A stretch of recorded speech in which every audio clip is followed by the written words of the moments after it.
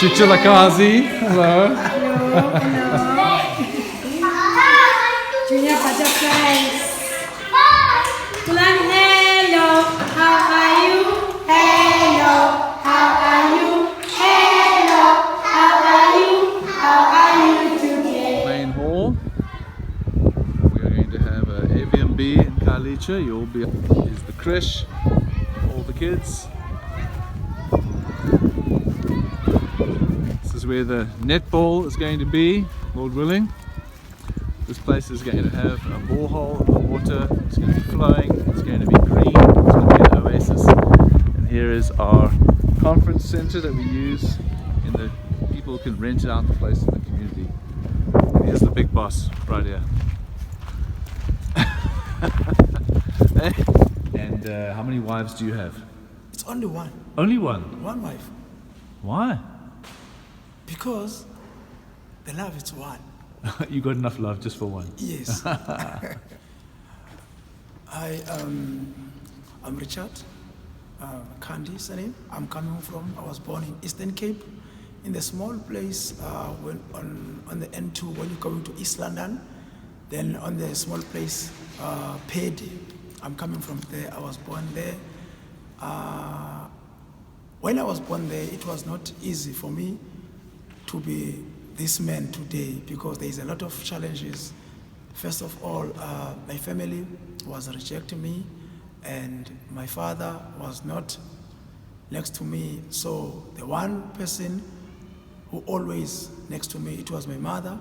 And my mother, she always tells me what I was supposed to do and what I must not do.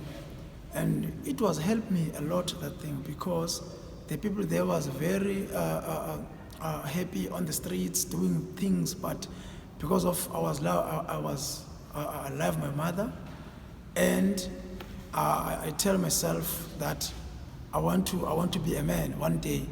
So one day my mother tells me that, my son, your father, at the time I was going to birth you at hospital, your father wrote a letter that he was dreamed like my mother was bought a dog, birth a dog. So this thing, it was killing my mother each and every time. And also my mother, she always crying when she talk about this thing. And I was not realized, because also I was not in the light of God at that time, because I was not saved. But after my mother, before my mother, she passed away, she took me and she gave me other lady that, look, please help this boy and make sure that this boy you release when he's a real man. And this lady, she always ruled as my mother. It was not easy, because my mother, she always do some things for me, and I was drop up at school because I don't have money to go at school and I don't have shoes. Then I said, no, I can't go at school now. If I can go at school now, which means I'm gonna make some jokes at school, because I'm not gonna have shoes, I'm not gonna have clothes, so why I'm gonna go at school? So I dropped up at school. Then I was starting as a garden boy, working as a garden boy. It was not easy. It was not really easy. I was traveling sometimes plus minus 40 kilometers, because I don't have the money for the taxi, I don't have the money, and I'm not qualified. I'm not educated, I'm not qualified.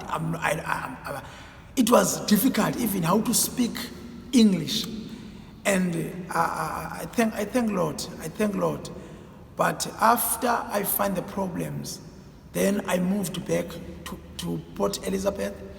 It's where I was starting to grow better than the rural areas, because when I was in Port Elizabeth, I was starting to hear about the salvation, and I was not even care about the salvation, because I see the people, they talking a lot of things that they eat Jesus Christ. So I was a lot of questions that time. So my younger sister took me from PE that I must come to Cape Town just to find some jobs here in Cape Town, and I was a joke in PE, because I was buying the clothes next to the road, and it was not easy to me. And I was really happy when I find this opportunity to come to Cape Town. And when I was coming here at Cape Town, The house of my sister, it's closer to the open space, and there was a big tent, the Judea tent, blue and white, and there is a guy who was preaching here on this tent, and he said, it's not over till God say it's over.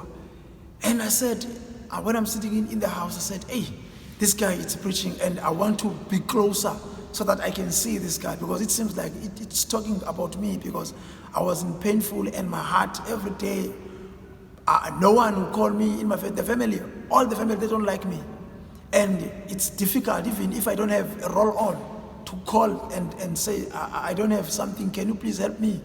And it was a big thing that I will never ever forget in my life. But when I was in Cape Town, I go to this church, then this guy preaching, then he coming, and then he said to me, if I want to accept Jesus Christ as a Savior, I must come. Then there's something tells me that, look, there is no other happiness except this one, because I was feeling in my heart that my mother, it seems like it's still alive on this church. Then I coming in front, then I lay up my hands, then I accept Jesus Christ as a Savior. After, my life was changing, totally changed, because I was a lot of anger in my heart, so that no matter God can give me some money, pocket money, I can't do anything to my family, because they didn't look after me when I was growing up, and I was a jokes, and the children, other children, they was laughing when they saw me, and I was dirty, and it was difficult. But after I accepted Jesus Christ as a Lord, my life, it's changed totally, in such a way that today I am a man, I am a married man. I've got one wife. I love my wife and my little boy. I love them so much. I thank God. I thank you very much to God about what He did in me. And I don't see anything can shift me out of the love of the God. There is nothing can shift me. And also, I just want to thank the family of DCC, Durbanville Community Church. I'd like to say thank you very much, most especially to the family of Pachelda, because they make me a really man. They took me from down, and now my family, they respect me very well. And what if there is something wrong in my family, the first person they call, it's me. So I thank you very much. I thank you to Pastor Mark, because he ran a big role in my life also, and he took me also from the down up to up. I thank you very much.